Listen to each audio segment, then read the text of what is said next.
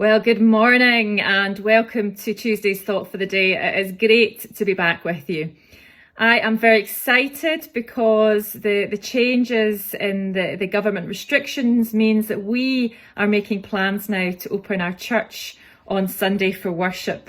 We have been really limited in how we can worship in person because we weren't able to use our balconies, but that rule has now been lifted and we're really looking forward to getting back into our church building and to worship together on a Sunday.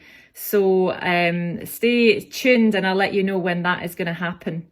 Now, I know in-person worship isn't going to be suitable for everybody because for health reasons, some people won't be able to return into a public space like restaurants and shopping centres and churches. So we can totally understand that for some people, they will continue to worship online, and it's great we're going to continue that option as well. But I want to challenge something today. I've heard a lot of people tell me that they won't be back in church until this or that happens. So I won't be back in church until I can sit and not wear a mask. I won't be back in church until I can sing. I won't be back in church until I can sit beside so-and-so. I won't be back in church until we can have fellowship together and tea and coffee together. I won't be back in church until. And I kind of think I want to challenge that attitude today. I'm going to be really bold. I can be bold when I want to be. And I'm really going to challenge that attitude because we have to think about why we come to church. We don't come to church to have our own personal desires and preferences met. We come to church to worship a living God who loves us and who gives us life eternal. That's the reason we come to church. And I think it's an honour and a privilege to be able to come back into our church sanctuaries to worship God, even if there's restrictions still in place. We have to be respectful of our government. We have to be supportive of our government. And with time, we will be back singing in church. With time, we'll be back having fellowship together. In time, we'll be back sitting beside each other.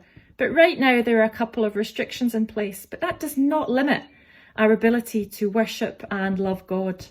I wrote this morning and I just wanted to share it with you. Does God not deserve to be worshipped even when this might not be in our preferred format? And can we only worship God when we are singing?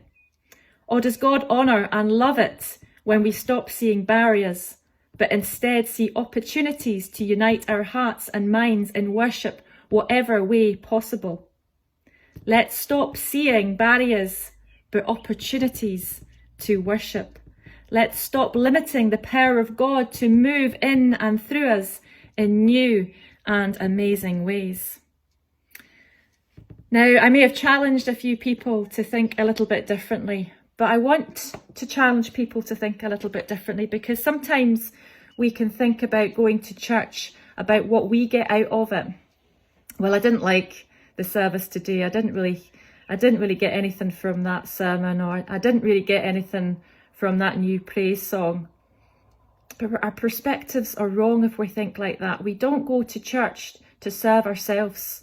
We go to church to worship and praise a living God that has given us life and life in all its fullness through Jesus. So please do come back to Sunday worship, even if there are restrictions in place, because I will tell you, God will speak to you. God will minister to your heart. God will give you his peace. God will give you his joy because you have made the decision to come and to worship him. So stay blessed, folks, and I look forward to seeing some of you who live in and around the parish of Dundonald back in Sunday worship soon. Bye for now.